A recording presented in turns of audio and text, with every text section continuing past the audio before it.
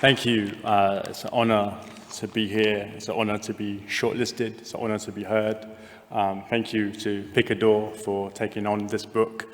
Thank you to Don Patterson, who saw a vision in it, to Chris Abani, who did a lot of encouraging behind the scenes, Christine Sun Kim, an amazing deaf sound artist whose work you should check out, and my wife Tabitha, whose presence is very much in this book.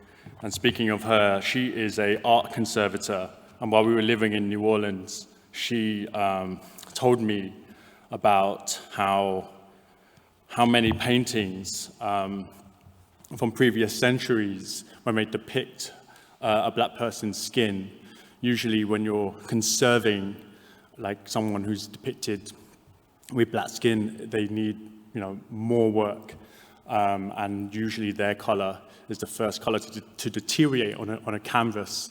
And there was this whole movement going on within art conservators to x-ray lots of 18th, 17th, 19th century paintings, and they kept finding people in these x-rays, and 9 times out of 10 they were black people. And so conservators hadn't even noticed them and glossed over them, and there's a kind of revisionist kind of conserving happening in the conservation world at the moment. And so that comes into this poem, which is after another poet called Lorna Goodison, Plantation Paint.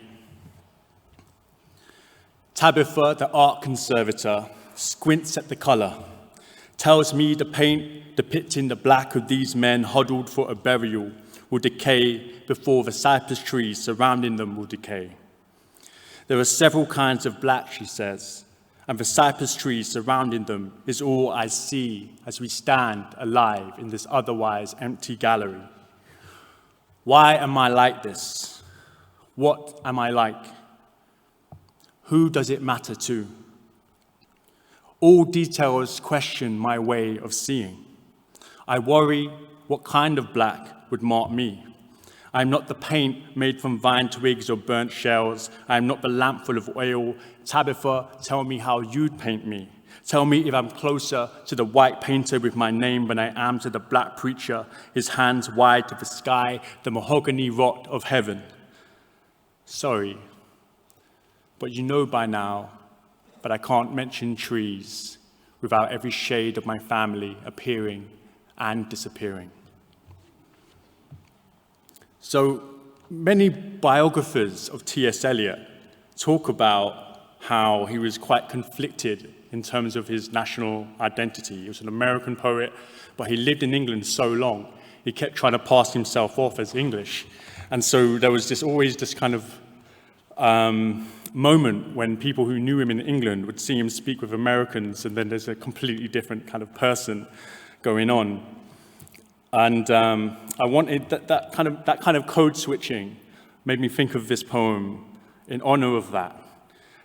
I think it's Seamus Heaney who has this line that poetry is the beat of your tribe. And I've tried to capture the beat of my tribe, my fellow poets, but also the place that I'm born in. I'm from Hackney, and how this is like this thing that I keep looking at and going back to. There's also this other saying that poetry is music from the place you were born. This poem is called On That and That, and it's inspired by seeing a childhood friend outside a chicken shop in Dalston. Chicken wings and that. Boss man, salt in them and that. Don't assault man, give man a napkin. Big man, no steroid in that. Dark times, new street lights and that. And how's man? I'm getting by in that. Still boy them harass. Not beefing, not tagged man, still trap. Cycle man, pedaling and that. On road, new pavements leveled and that. Crack need change, still stay dwelling in that. We E8, East man, ain't got to adapt. Our kingdom, got no land to hand back. Man chat breeze, chat trade winds and that. You out ends, got good job, legit and that. Lot off man them stayed plotting and that. Raw way, flower shorts, you a hipster in that. Man gone vegan, no chicken wings and that.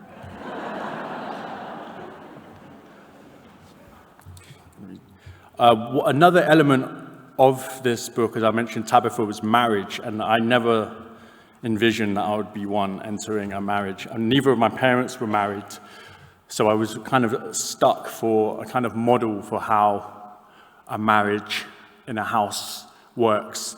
And then I thought about my parents, and I was like, actually, how were they ever together? You know, how did that ever work? So I was thinking about needing a kind of grounding moment for when I could look at my parents' relationship and say, oh, their love made sense to me.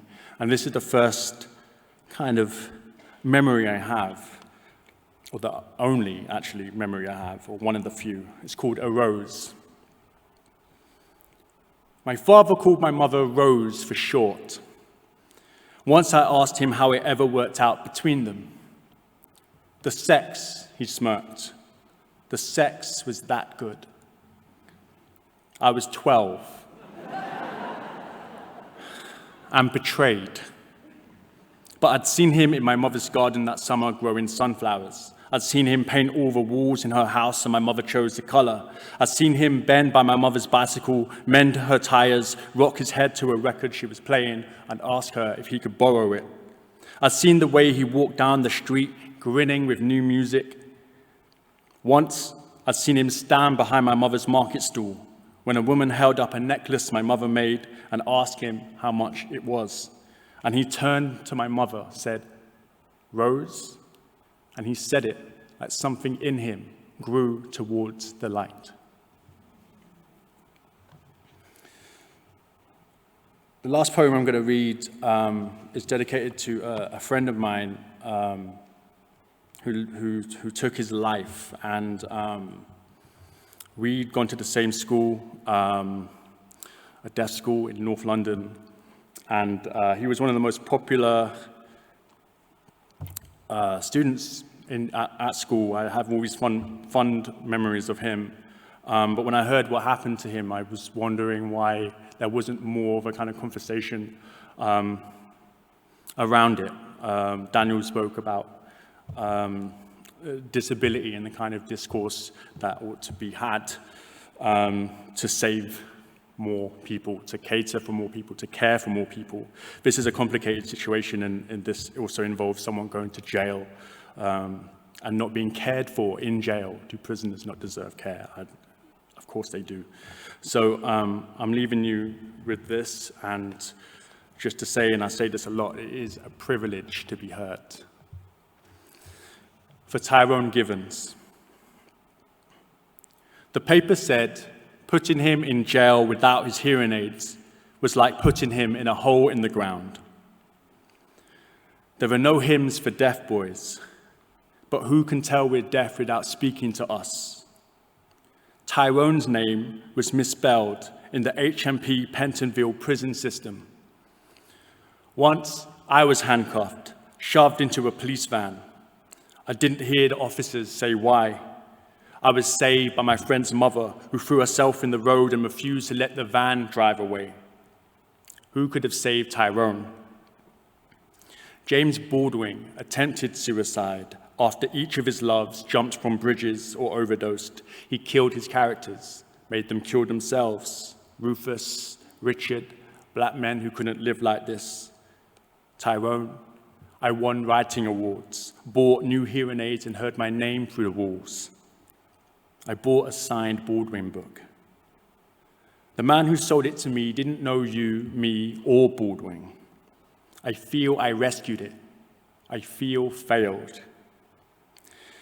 Tyrone, the last time I saw you alive, I dropped my pen on the staircase. Didn't hear it fall, but you saw and ran down to get it, handed it to me, before disappearing, said, you might need this.